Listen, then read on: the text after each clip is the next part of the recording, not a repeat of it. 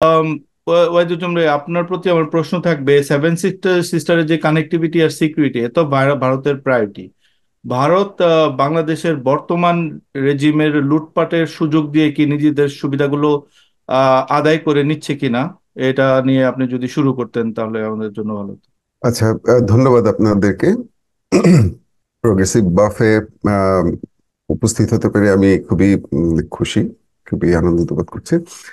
আমার আহ, খুব সোজাসাপটা কথা, সেটা হচ্ছে ভারত, আপনি যদি ম্যাপের দিকে তাকান, একেবারে নভিশ একজন মানুষ হিসেবে যদি ম্যাপের দিকে তাকান, তাহলে দেখবেন যে ভারতের সাথে মোট 7টা দেশের বর্ডার আছে, জি। Land border. তার মধ্যে বাংলাদেশেরটা হচ্ছে সবচেয়ে বড় বর্ডার।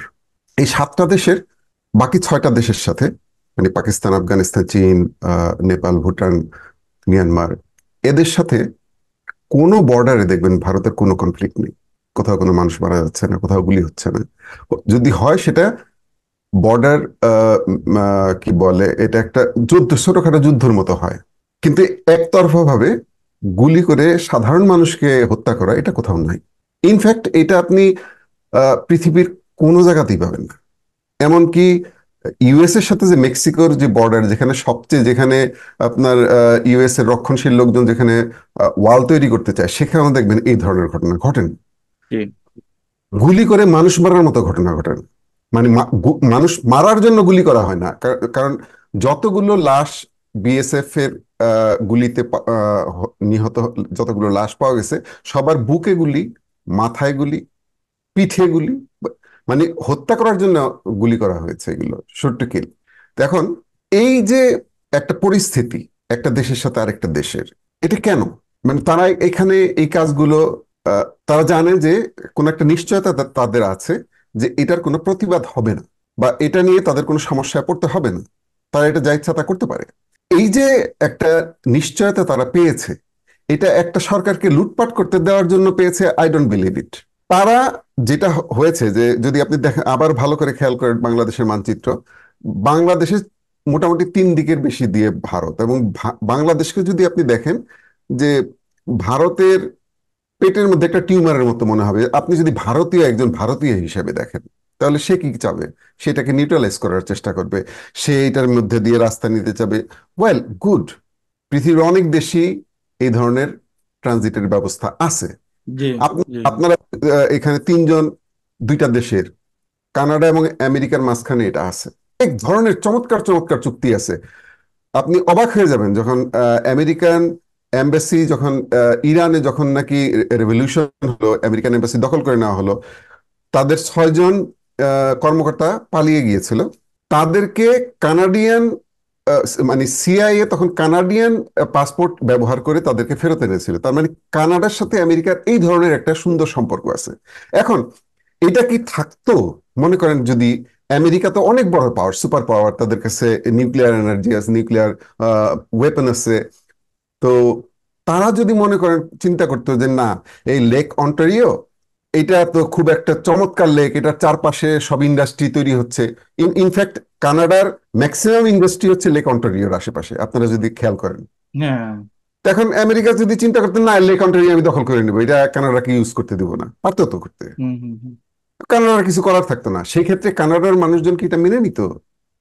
না। কখন?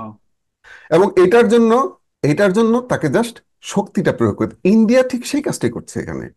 এখানে আহ, তারা যেটা করেছে, এখানে বাংলাদেশের জনগণের প্রতিবাদটা যেন অনেক লাউড না হয়, এটা যেন ইন্টারন্যাশনাল ফোরামে অফিসিয়ালি না যায়, এই জন্য তারা একটা পাপেট গভর্নমেন্ট বাংলাদেশে প্রতিষ্ঠা করে রেখেছে, তৈরি করে এক্স্যাক্টলি। রেখেছে। এটা জি। 2007 সালে যে 111 হয়েছিল, একেবারে সেখান থেকে শুরু হয়েছে। এটা অনেকে বলেন যে -2, 111 -2 একটা ফর্মুলা ছিল।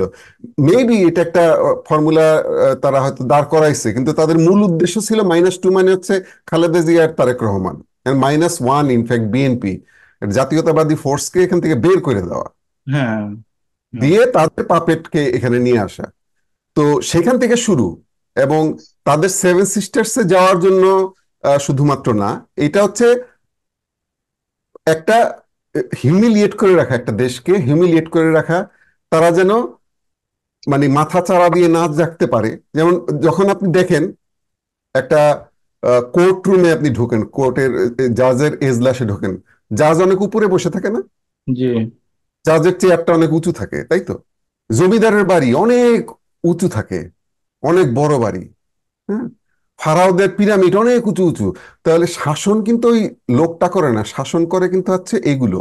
আপনাকে অনেক সময় আগে রীতি রেওয়াজ ছিল না যে জুতা খুলে ঢুকতে হবে, জমিদারের বাড়ির সামন দিক দিয়ে জুতা পরে যাওয়া যাবে না। আপনি যেই মুহূর্তে জুতা খুলছেন সেই মুহূর্তে তো আপনি জিরো হয়ে গেছেন, আপনার পার্সোনালিটি ওই ওই লোকের ওই বাড়ির কাছে জিরো। এখন এইগুলো শুধুমাত্র এই যে সৈন্য আনানো, এটা তো অবশ্যই একটা কারণ, পাশাপাশি এটাও একটা কারণ হিউমিলিয়েট করা বাংলাদেশের মানুষকে, তুচ্ছ তাচ্ছিল্য নগণ্য, যে তোরা কিছু না, তোমরা কিছু না, তোমাদের বুকের ভেতর দিয়ে আমরা এটা নিতে পারি ওইটা নিতে পারি।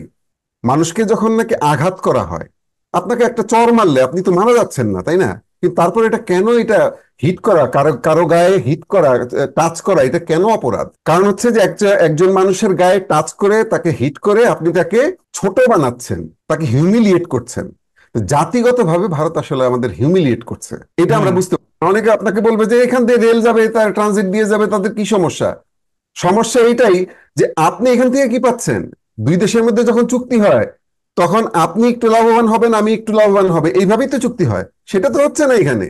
হ্যাঁ, প্লাস হচ্ছে যে যে কারণ তারা দেখাইছে যে চিকেন নেক বাইপাস করে এখান দিয়ে নিবে, যদি চীনের সাথে ঝামেলা হয় তাহলে আপনার সাথে চীনের কোনো শত্রুতা নেই এই মুহূর্তে, তখন একটা শত্রুতা তৈরি হয়ে যাবে না?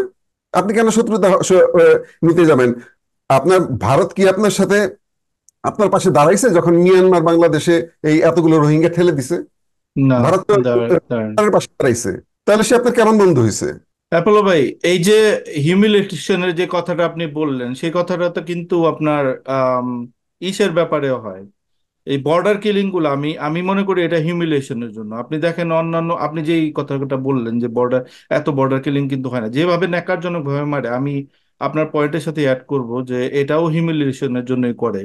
এবং এটা আমরা দেখি প্যালেস্টাইনে, ইসরায়েলের প্যালেস্টাইনে যেভাবে মারে, ঠিক সেম স্টাইলেই করতেছে। ওরা তো পাকিস্তানের সাথে আরো অনেক বড় শত্রু, কিন্তু ওখানে তো তারা এগুলি করতে পারে না, সাহসই পায় না ওখানে এগুলি করার, এই ধরনের কাজ করে। আম, তো আপনি শেষ করেন, আমার একটা প্রশ্ন আছে। আপনাকে একজন মানুষকে হত্যা করার জন্য একটা গুলি করাই যথেষ্ট, তাই না?